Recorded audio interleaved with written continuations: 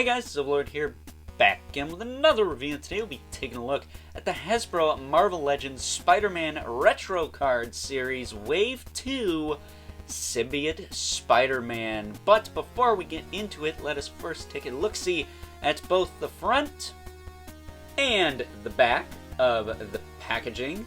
So without further ado, let's get into it. Now before we get into the meat and taters of this review, Spider-Man does come with 3 sets of hands. First up, Spidey comes with a pair of fist hands. Next up, he comes with a pair of wall-crawling and or jazz hands. And last but certainly not least, he does include a pair of thwip hands, which aren't necessary for a symbiote Spider-Man, but if you wanted to utilize this guy as the cloth costume and or just a straight up black suit, you could do that as well. And you guys know me, I like options. But with that being said, let's take a closer look at the aesthetics and the articulation. Taking a closer look at Spidey here, and this is your boy's first time laying hands upon this retro Spider-Man buck, and I gotta tell you, I am thoroughly impressed with the overall quality, anatomy, and even the paint on this spider symbol. Why is it so hard for them to paint this on Venom, where there's arguably more surface area, but on this guy it comes out super crisp and clean? Mind boggles.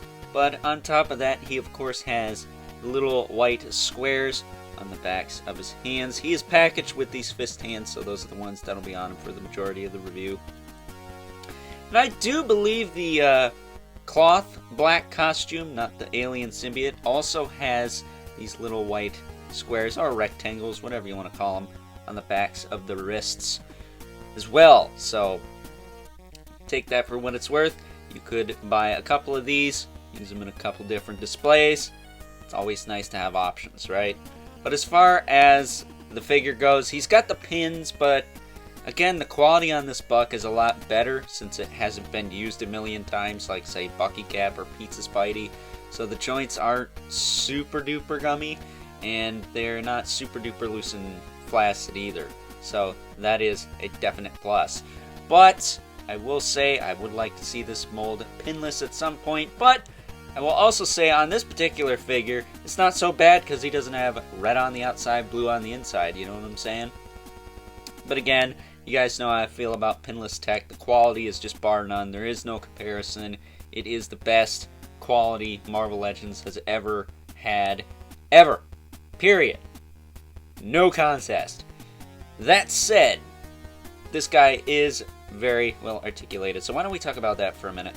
His head is on a double ball peg, which a lot of people aren't fond of. They prefer the disc hinge. But I'm going to tell you right now, you can get just as much, if not more range out of a double ball peg if they seated the ball peg a little bit higher in the neck. Right now it's kind of low, so they had to put this little slit on the back here to really get you to be able to get him to look up like this. Which he's looking up, but he could look up a lot more if that ball was seated higher. Especially with this slit here, he would have all kinds of up and down movement. But that doesn't really bug me too much since most of my figures are posed in a manila or just kind of hanging out stance. So that's nothing that bothers me personally, but I know a lot of you guys who do the articulated comic book art, the good old Akba, would like him to have a little bit further range in the neck as far as looking up goes, because I know I posed him for this review doing the kind of hero landing pose, and he's kind of looking at the floor. So I get it, but it doesn't bug me personally. That said, he does have some really good tilt and some side-to-side movement. You get some play on the ball peg itself, so you can give him some attitude. Thrust like a jive turkey he is. Pile driver, whichever you prefer. But the double ball peg just gives you so much more natural movement out of the head. It's bar none compared to the disc hinge. and I think if they did it right, you guys would feel the same. Shoulders seem a bit limited. They don't go out very far unless you kind of rotate them, which they also rotate, and then hinge them outward, and then rotate them back this way. That way you can get his arm almost straight out, but still a little bit restricted here, but that's okay, I guess. He does have a butterfly joint, which doesn't break up the spider symbol on the front, but it does break it up on the back. It doesn't look terrible because it's on the back, but when you do swing it out like this, it does look very strange. But I assume if you're going to do this, you're going to be having him facing the front. So that's what I think about that. Again, his arm will rotate. He does have a bicep swivel. He does have a double joint at the elbow. Could maybe get a little bit more out of that, but I'm not going to complain. He does have a wrist hinge and swivel as well. Appropriate hinges and swivels on all the hands because he does not have a grip hand. With nothing to hold on to, I might add. Just throwing that out there. Sometimes we get grip hands we don't necessarily need. But he's got all the appropriate hinges for all 6 hands, which he comes with all 6 essential hands. That is awesome. I don't even think his predecessor in the more traditional Spider-Man costume came with all 6 hands, so that is definite plus. He does have a diaphragm joint, which does move back that far. It moves forward that far. It will rotate, and you can shift it a little bit. So that's cool. And then with the combined effort of the ab crunch, he can bend really far forward. Look at that. Not Marilyn Manson, mind you, but not too shabby either. You can bend really far back as well. Now, I will say, he does have the drop-down hips going on, which is the first time I've had that on a Marvel Legend that's not Beast. But I will tell you, this hip on mine seems to be a little bit on the low side. That or I'm tripping.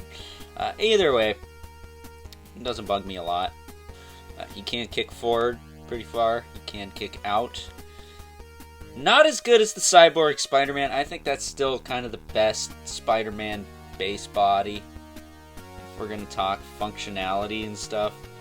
He gets like perfect 90-degree splits without a drop-down hip. So I kind of think they should just take the torso from that figure, because I'm not crazy about this.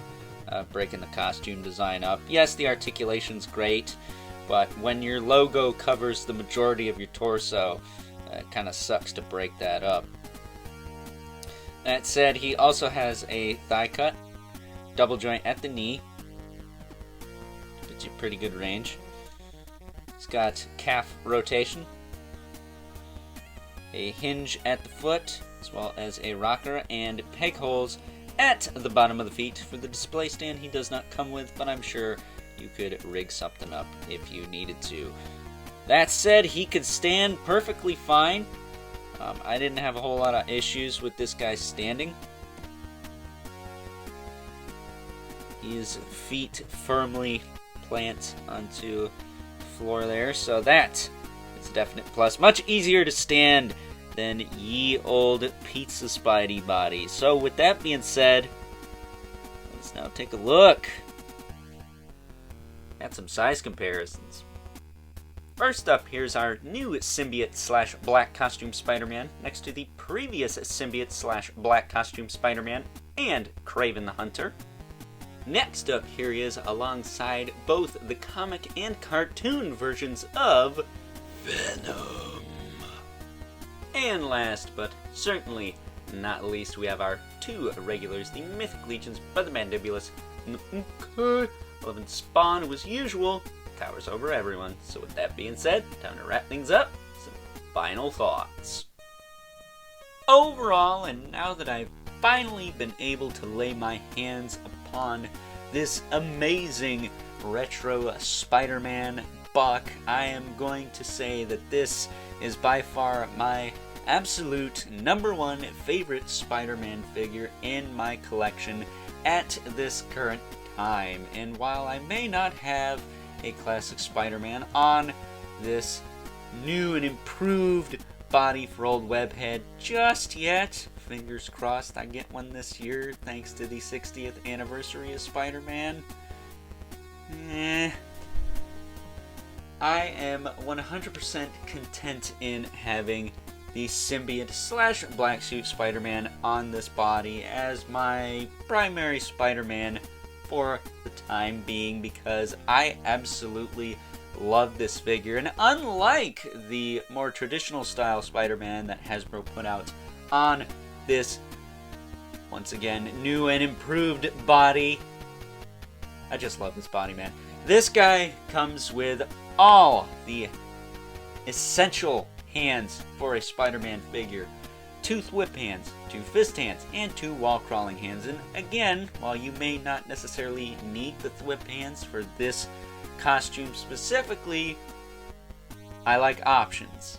Options are good. And at the end of the day, you could always just say that this is the black cloth, not the black alien symbiote suit, like the packaging states when you first buy it. So, with that being said, if you are looking for a symbiote slash black costume Spider-Man, look no further. This is by far the best one on the market today. Get it fast, because I can only see this guy skyrocketing in secondary market prices, just like his more traditional style predecessor.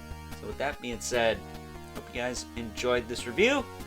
If you are so inclined, please comment, like, subscribe, and hit the bell so you know whenever I upload more reviews like this one. And let me know what you guys think of the new video style slash format. I'm trying to keep these videos a little bit shorter, a little bit more streamlined, while still being myself. You know, if I'm like everyone else, then they're not as interesting, but I do like to put a little bit of myself in my videos just to mix it up a bit. And stay tuned, because we are going to be taking a look at Ben Reilly in the next couple of days. So, looking forward to that very much so. But with that being said, if you haven't already, please hit me up on Instagram at Overlord Productions. But as always, keep the comments civil, because the world sucks enough as it is. And until next time, I'll catch you guys later.